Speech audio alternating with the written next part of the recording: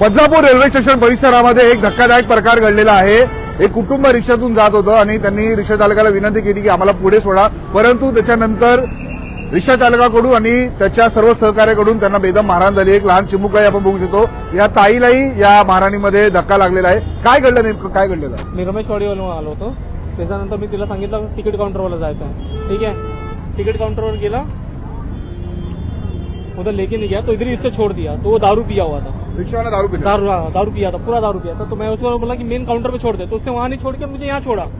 तो बहस करने लगा, मुझे बोलता बहन से जा बहुत मारे। फिर यहाँ पे जितने भी लोग थे, जितने भी टोपी वाले थे, सब मिलके मुझे मारे और मेरी वाइफ को धक्का दिया उन लोगों ने।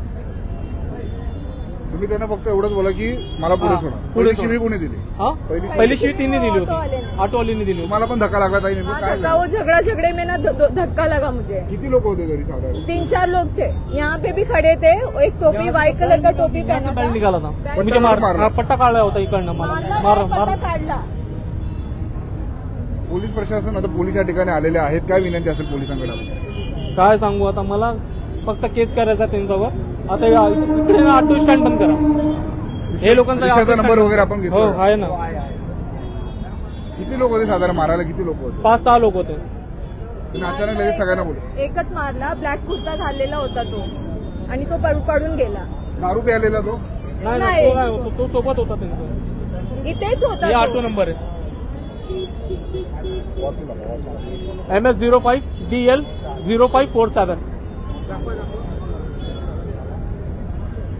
जो मारा वो ऑटो वाला नहीं था, वो दूसरा ही कोई उन्हीं था, के लोगों के साथ था वो। क्योंकि उन लोग मुसलमान थे और मुसलमान लोग आए यहाँ पे, उनका ग्रुप था।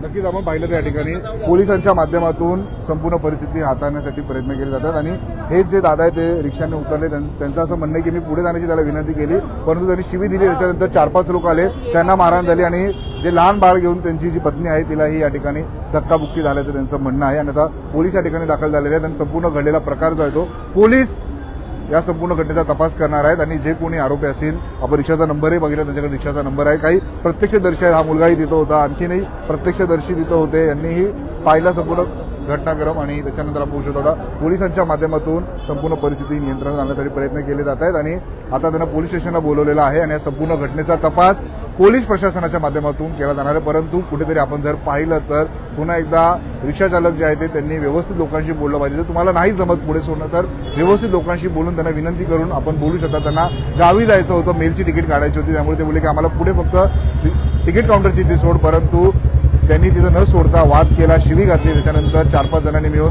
त्यांना मारलं। मागे हे दुकान जर आपण पाहिलं तर पट्ट्याचं दुकान आहे, तिथून त्यांनी पट्टा काढला आणि त्यांना मारलं आणि महत्वाचं म्हणजे शेजारीची त्यांची पत्नी त्यांच्यासोबत होती लहान बाळाला घेऊन, तिलाही धक्काबुक्की या संपूर्ण प्रकारात घडलेला आहे। पोलीस प्रशासनाच्या माध्यमातून या संपूर्ण घटनेचा तपास केला जाणार, परंतु या गोष्टी कुठेतरी रोखणं थांबणं शहरात गरजेचं आहे।